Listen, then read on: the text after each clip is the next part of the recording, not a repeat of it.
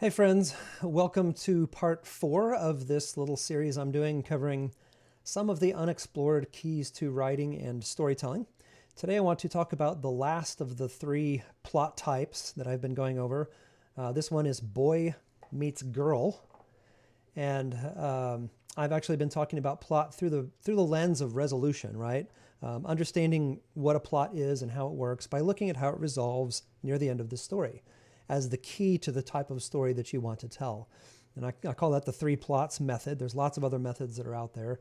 The first 2 types of plotting in this method are the heroic quest, which I did in, I think, the second video.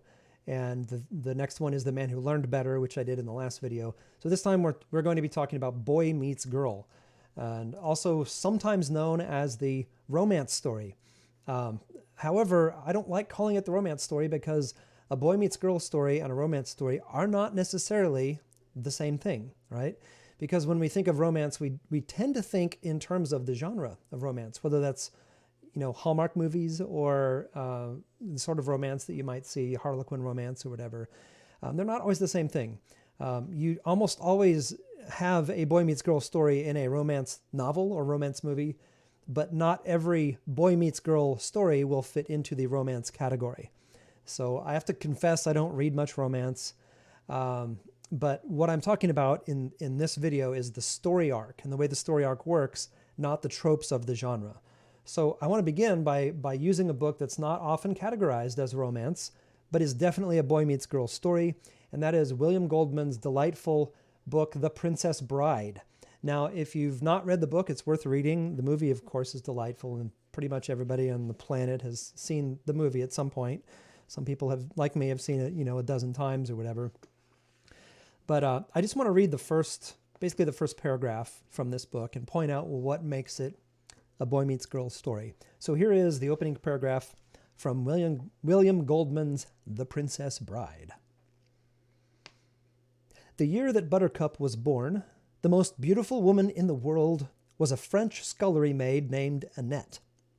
Annette worked in Paris for the Duke and Duchess de Guise, and it did not escape the Duke's notice that someone extraordinary was polishing the pewter. The Duke's notice did not escape the notice of the Duchess either, who was not very beautiful and not very rich, but plenty smart. The Duchess set about studying Annette and shortly found her adversary's tragic flaw: chocolate.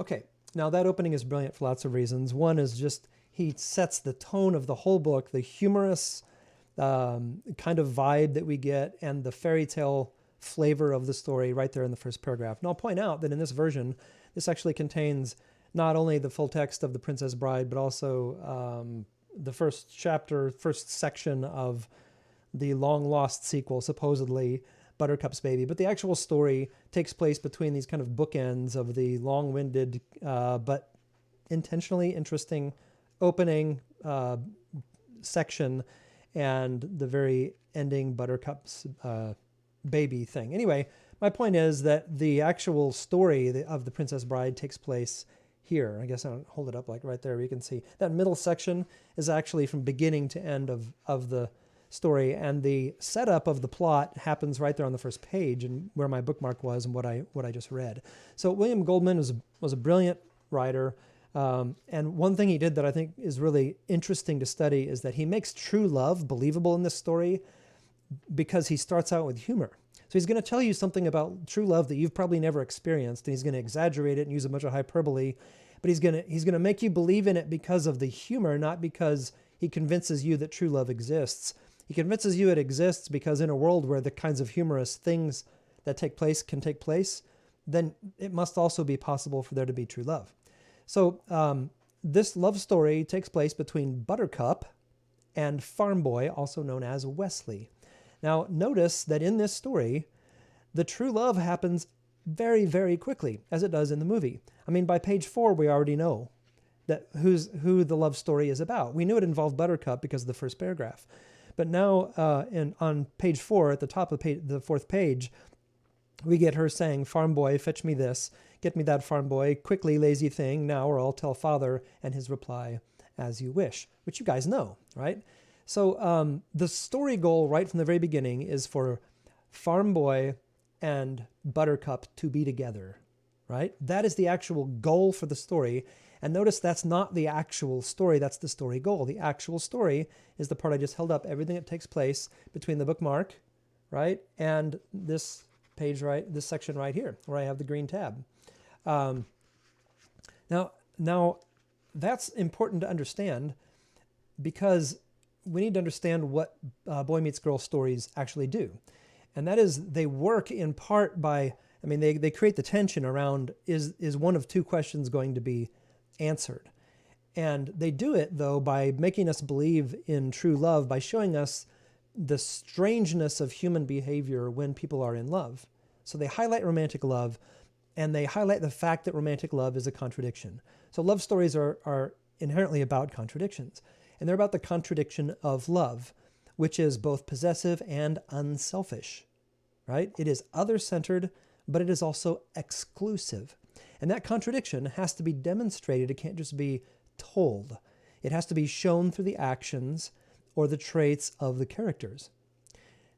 Love is also, simultaneously lucid and irrational. If you've ever heard the expression crazy in love, if you've ever seen Bambi and had the little characters laughing about being Twitter-pated, you know that works because people have experienced the kind of craziness of being in love or whatever. And love in itself inspires a combination of nobility and foolhardiness that is itself a contradiction, the irrational and the lucid. And then, of course, there's also I could go on with contradictions, but the third one that's worth pointing out is that it's simultaneously about wholeness and longing, right? That those things come together somehow when you get two people in love. And my only comment on that is something I find profound because I do have a good marriage.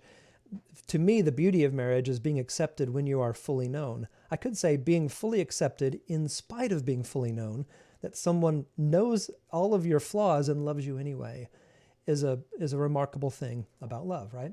So in a Boy Meets Girl story, the tension of the story is actually going to dissolve when we get one of two questions answered. And that means that Boy Meets Girl stories come in two varieties. And obviously we can break things down into more categories than that. I had a professor once who said there are two kinds of people, those who sort people into two types and those who don't. But Boy Meets Girl stories really do separate themselves fairly easily into types that answer one question over another. So the questions that they deal with are, will the love of one character be returned by the other?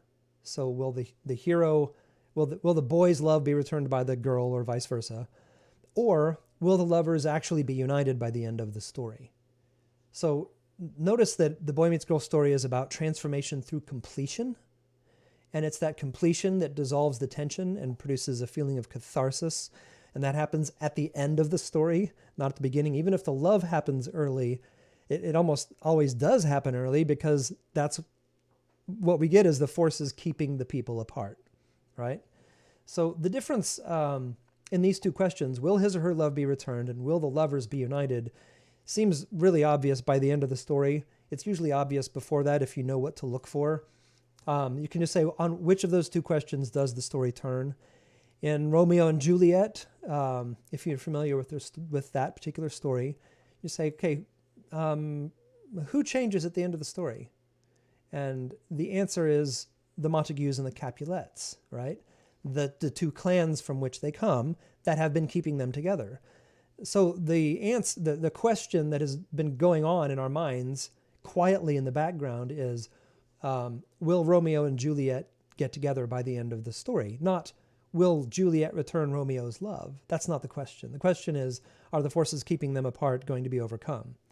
In a very different book, or play, which is worth reading and watching, Cyrano de Bergerac, that's another Boy Meets Girl story. That poses the other question. Will Cyrano's love be returned by Roxanne before the end of this story? And I don't want to ruin it for you, but it takes the opposite approach, and it's a really intriguing way of producing a Boy Meets Girl story. And then, of course, another example would be The Princess Bride, right? We know from the very beginning that their love is returned. They love each other.